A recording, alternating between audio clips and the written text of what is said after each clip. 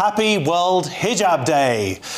According to the organisation promoting the day, it is the chance to recognise millions of Muslim women who choose to wear the hijab and live a life of modesty. Iranian women might feel differently. And why is this being pushed in British schools? In response, a number of No Hijab Day protests have taken place around the world today, including one in central London.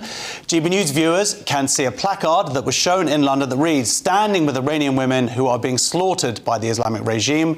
Hijab is a tool for religious misogyny used to control women." Well, we are joined by women's rights campaigner and organiser of today's No Hijab Day protest, Kelly J. Keane, and the journalist Khadija Khan. Welcome to the show.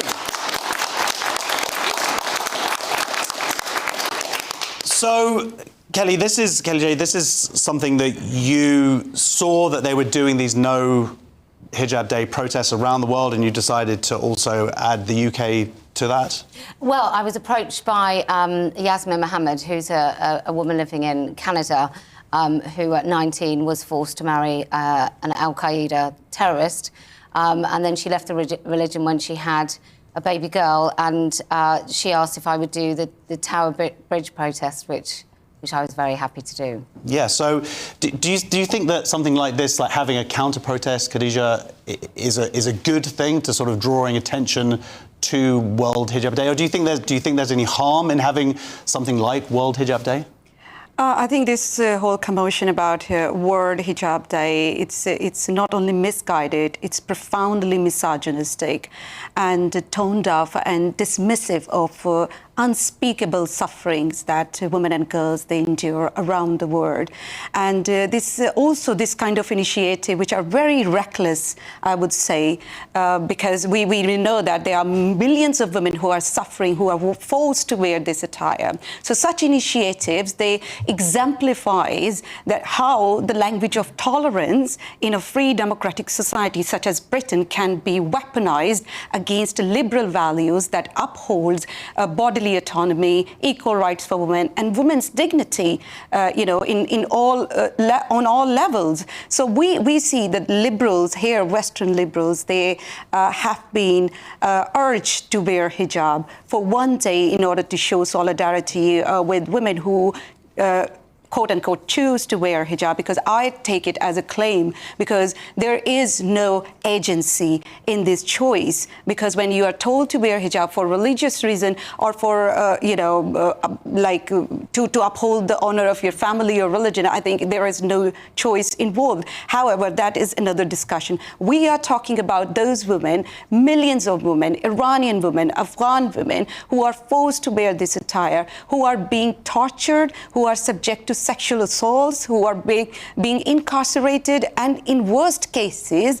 they are killed by their own family members. And I would like to add that this is not only happening in Muslim majority countries, this is also happening here in the free Western societies, from oppressive regimes such as Iranian regime and Taliban's brutal regime to the free Western democracies. Women are suffering. They are forced to wear this hijab, this so-called modest attire, and it is reckless to glorify it, to justify its imposition on women.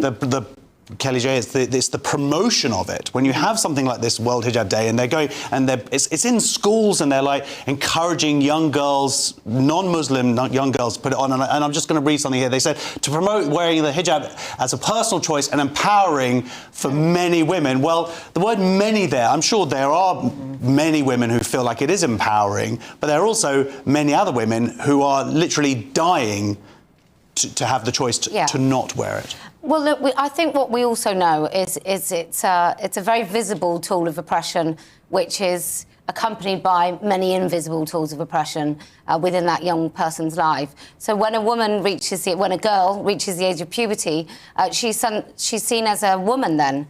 So she loses all rights as a child at that moment.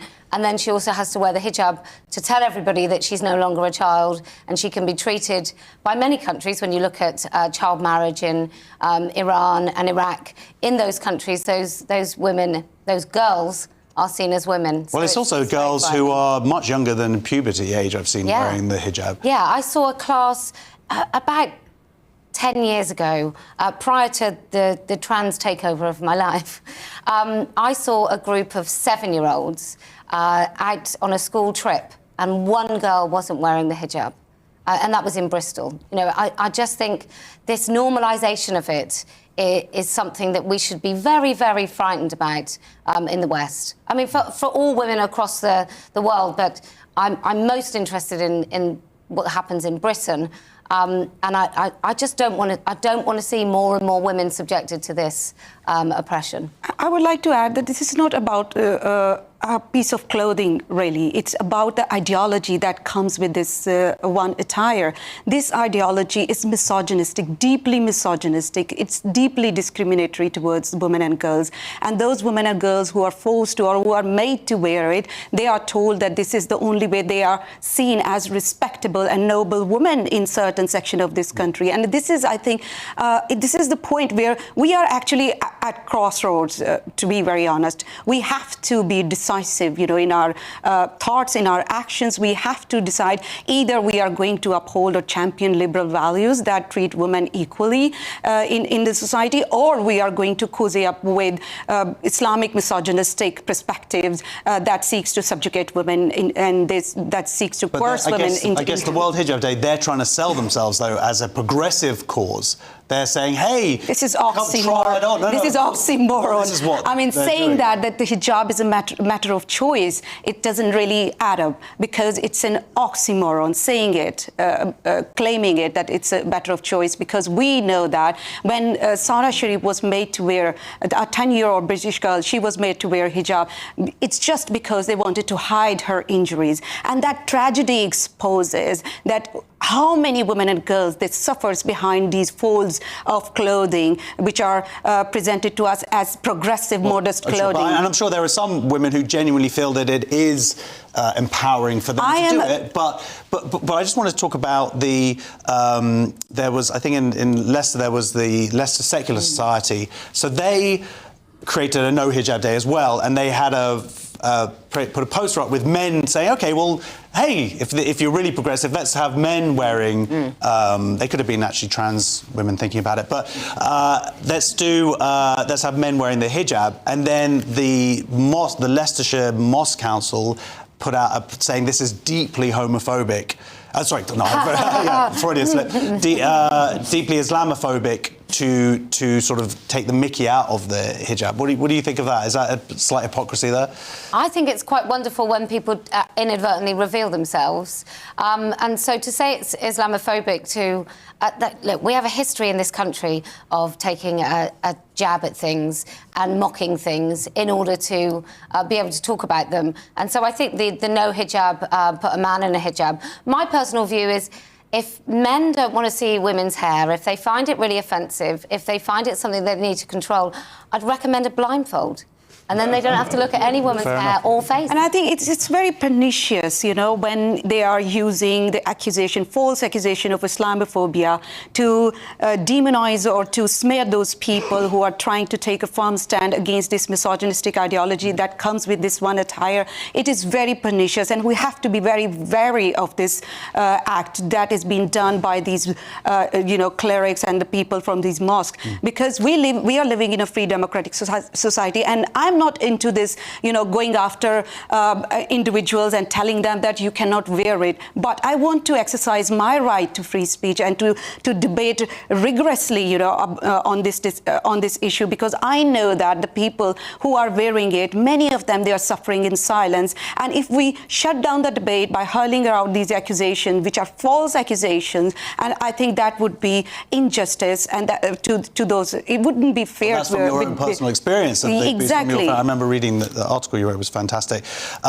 We've got to move on, but Kelly J. Keane, just to run counter to that, you are a little bit more aggressive, really, in your approach to because I've seen video of you going up to people and saying, look, to little girls, you don't have to cover yourself. I don't think it was a hijab. I think it was the full burqa, maybe even. And that was to their dad. I think that the message was there was a man with his wife and two young daughters, and the women were covered. OK, well, look, we have a statement from the organisers of the World Hijab Day. The idea of World Hijab Day began in 2013, the brainchild of Bangladeshi New Yorker Nazman Khan, who came up with the idea as a means to foster personal freedom of religious expression and cultural understanding by inviting women from all walks of life to experience the hijab for one day on February 1st annually.